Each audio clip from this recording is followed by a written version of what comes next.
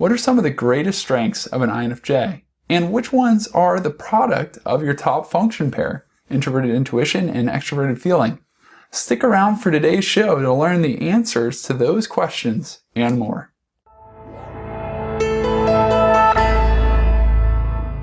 On 2 previous shows, we looked at INFJ strengths that come from introverted intuition, their number 1 function, and extroverted feeling, their number 2 function, but really their number 1 extroverted function. And in looking at those 2 functions, we saw that introverted intuition is a source of great creativity, a desire to learn, an ability to see the future, and to enjoy theorizing, among other things. Whereas extroverted feeling makes INFJs predisposed toward harmony. They're great at including others and looking out for the interpersonal health of a group.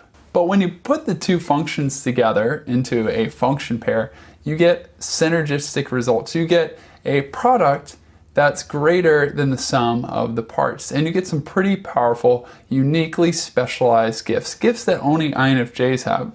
And this is true of all the other 15 personality types that make up the 16 Myers-Briggs personality types.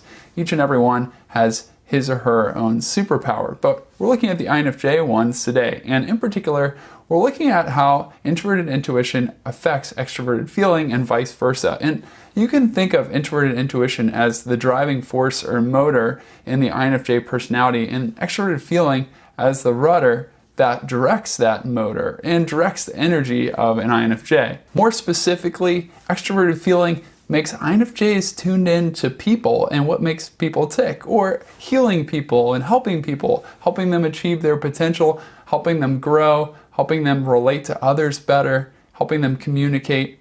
INFJs are tuned into things like sociology and psychology for a reason. INFJs are happiest when they are assisting others. And vice versa. Introverted intuition also affects extroverted feeling. So when INFJs are aiming to help other people, they're usually doing it out of their greatest gifts. They're helping those other people design a long-term plan. They're helping them see the big picture. They're helping them reflect and understand themselves better. Those are just a few of the things that INFJs excel at because they have introverted intuition as their number 1 function. So as you look at these 5 gifts that we're going to talk about today, keep in mind that they are the meeting points of introverted intuition and extroverted feeling. And these are special INFJ gifts. One of the things that INFJs are best at as a result of having introverted intuition as a number 1 function and extroverted feeling as a number 2 is seeing perspectives. You can't really be an INFJ without, to some extent or another, wondering what's going on in another person's head and being able to see from their perspective. It's a gift, and sometimes it's a real challenge to overcome as well. And this ability manifests itself in a couple ways. One way is that it enables INFJs to absorb other people's feelings. INFJs can be in a good mood one moment and then encounter a grumpy person another moment and take on that person's feelings and emotions. For instance, one day I was working in my office and my wife came in, and up to that point I had been having a good day, and unfortunately my wife hadn't, and she usually is in a chipper mood, but on that particular day she had had a challenging afternoon and came in and just needed to work through her thoughts and share them. And as I listened to her, I could feel the weight on my shoulders and feel my affect changing because I was taking on the emotions that she had. And this can be a real challenge for INFJs because it makes it difficult for you to determine which emotions are actually yours and which are those of others. So it's really important that you have a way to process this and work through it healthily. So journaling, talking to another person you really trust, and even going for a walk to talk out your thoughts and feelings can help you process it. You need that time where you can take what's inside of you and put it outward to sort through it all. So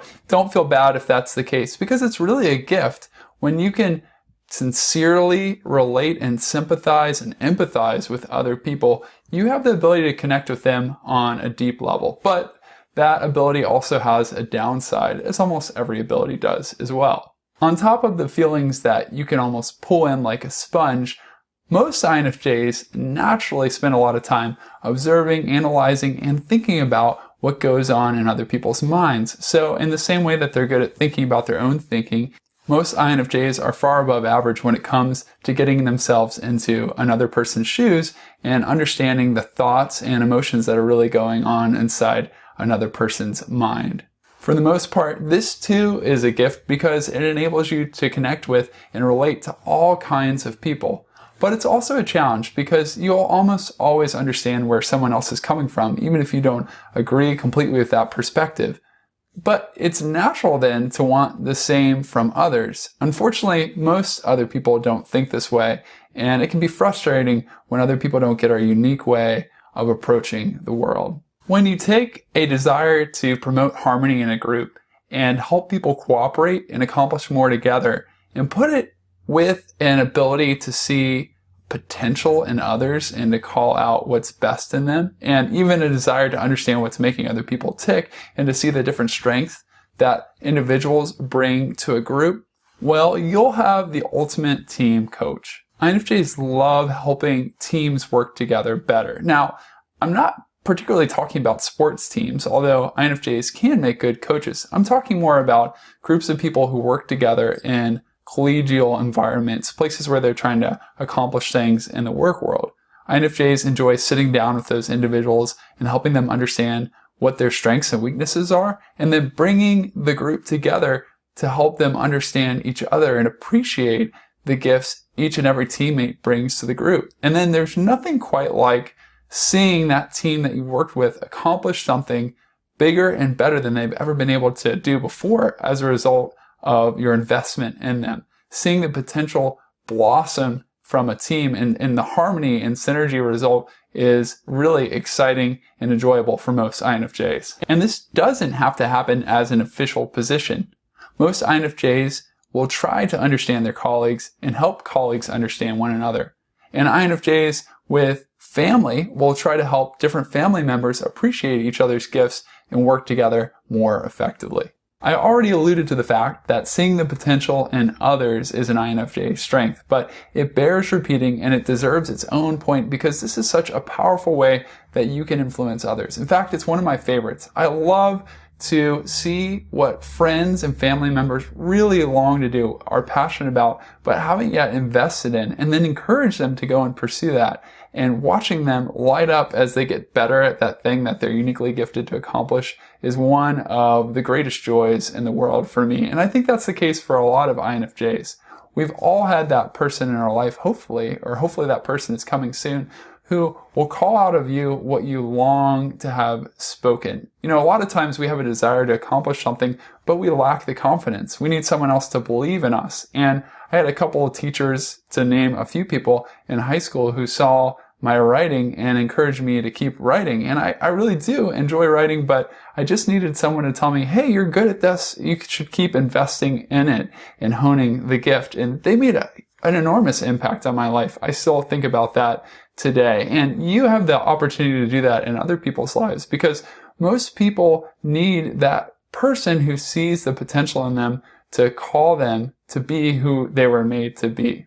One of the greatest gifts of being an INFJ is that you're a sensitive person. Now, this has its negative side too, because a lot of times we get our feelings hurt. But the flip side, the positive side of it, is that we have our feelers out for how other people are doing, and we really care about those others. And even though they might pretend to be okay, we can sense when they really need someone to listen to them and to encourage them.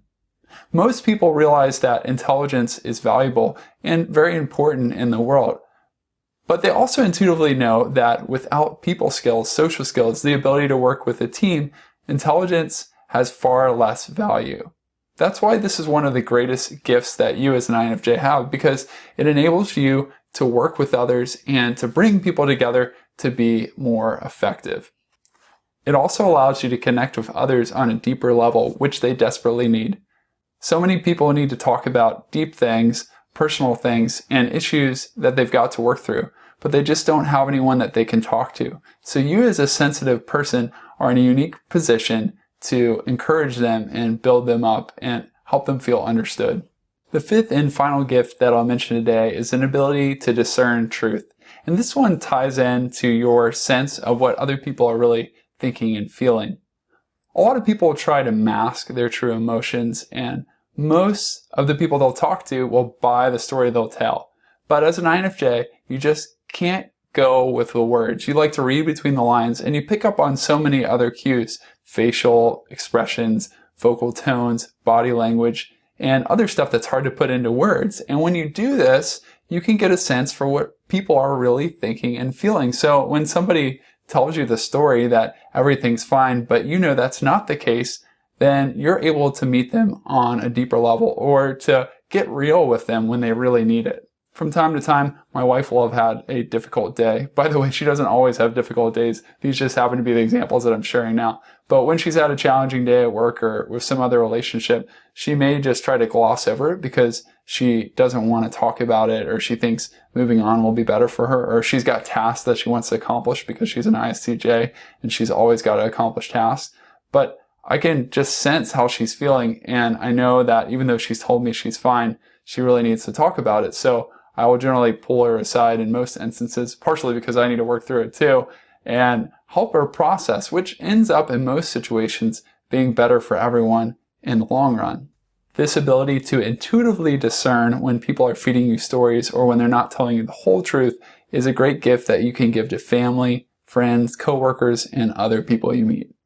If you'd like to learn more about introverted intuition, extroverted feeling, and the other functions that drive your INFJ personality, as well as some of the common challenges that INFJs face and proven ways to overcome those challenges, then I'd love for you to grab a free copy of my ebook, The INFJ Personality Guide. And you can get one by texting the letters INFJ to the number 444999. Or you can visit ispeakpeople.com/INFJ-personality-guide. And I will post that link in the description below this video. Thank you so much for checking out this video. I hope that you found it helpful.